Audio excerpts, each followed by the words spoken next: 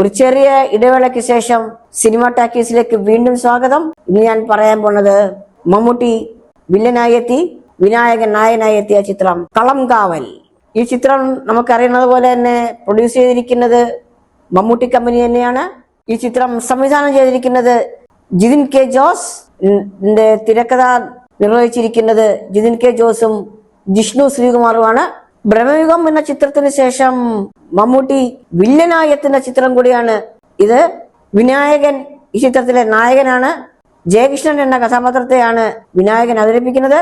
നത്ത് എന്ന ഇരട്ടപ്പേരിലാണ് അറിയപ്പെടുന്നത്. ഒരു സൈക്കോപാത്ത് ചിത്രമായിട്ടാണ് ഇത് തോന്നിയത്. മമ്മൂട്ടിയും വിനായകനും ഈ ചിത്രത്തിന് ആപ്റ്റ് ആയിട്ടാണ് എനിക്ക് തോന്നിയത്. ഒരു സ്ലോ മൂഡിലാണ് ചിത്രം പോകുന്നത്. ഫസ്റ്റ് ഹാഫിനേക്കാൾ കൂടുതലും നന്നായിട്ട് സെക്കൻഡ് ഹാഫ് തന്നെയായിട്ടാണ് എനിക്ക് തോന്നിയത്.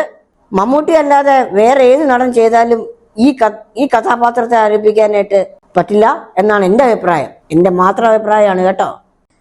ഡൈസിറ എന്ന ചിത്രത്തിന് ശേഷം ജിബിൻ ഗോപിനാഥ് അഭിനയിച്ച ഒരു മികച്ച ചിത്രമായിട്ടാണ് എനിക്ക് തോന്നിയത്. പുള്ളിക്ക് നല്ലൊരു കഥാപാത്രമാണ് സംവിധായകൻ ഈ ചിത്രത്തിൽ കൊടുത്തിരിക്കുന്നത്.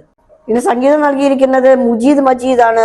പുള്ളി അത് നല്ല രീതിയിൽ തന്നെയാണ് ഇതിന്റെ പശ്ചാത്തല സംഗീതവും മ്യൂസിക്കും എല്ലാം ചെയ്തിരിക്കുന്നത്. ഫൈസൽ അലിയാണ് ഈ ചിത്രത്തിന്റെ ക്യാമറ ചലിപ്പിച്ചിരിക്കുന്നത്. പുള്ളി നല്ല രീതിയിൽ തന്നെയാണ് ക്യാമറ എടുത്തിരിക്കുന്നത്. പ്രവീൺ പ്രഭാകരന്റെ എഡിറ്റിങ് ഭംഗിയായിട്ടാണ് എനിക്ക് തോന്നിയത്. എനിക്ക് ഈ ചിത്രം ഒരു എബോ ആവറേജ് ഫിലിമായിട്ടാണ് എനിക്ക് തോന്നിയത്.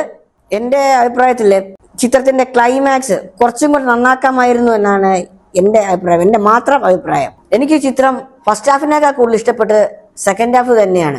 ഈ ചിത്രത്തിൽ എനിക്ക് ഒരു അടിപൊളിയായിട്ട് തോന്നിയെന്ന് വെച്ചാൽ മമ്മൂട്ടി സിഗരറ്റ് കടിച്ച് പറിച്ച് വലിക്കുന്ന ഒരു സീനുണ്ട്.